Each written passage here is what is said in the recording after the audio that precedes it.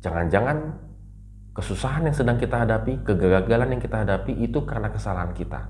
Dan kita memerlukan orang benar untuk benar-benar memperbaiki kesalahan hidup kita.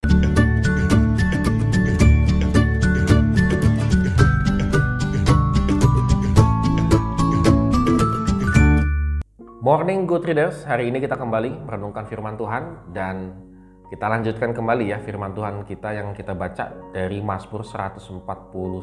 Tetap semangat untuk membaca dan merenungkan firman Tuhan.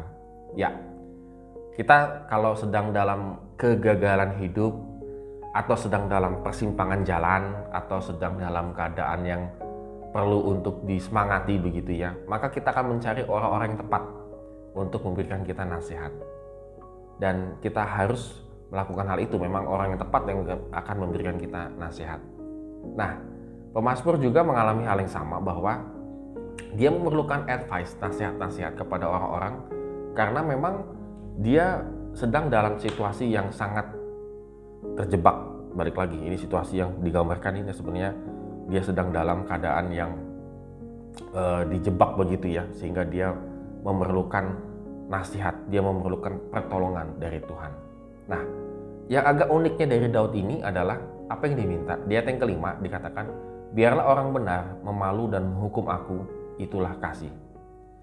Ini penting sekali Good Readers, karena ternyata Daud itu mencari orang yang benar, orang yang bisa menghajar dia, memalu dia, dihajar dia, bahkan sampai menghukum dia, supaya dia benar-benar mengawasi kehidupannya.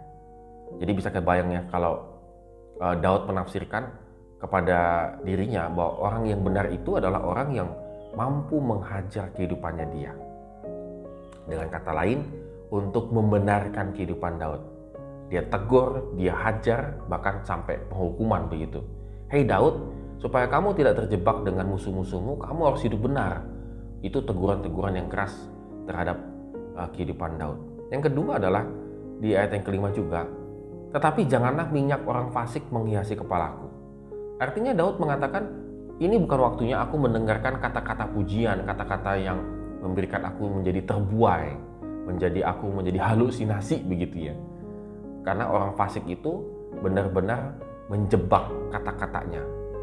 Dan sepertinya memberkati kata-katanya, bahkan sampai minyak orang fasik. Artinya seperti minyak itu kan lambang seperti diberkati, dipuji-puji dan seterusnya. Daud tidak butuh pujian pada saat ini. Yang dia butuhkan adalah orang benar yang memalu dan menghukum aku.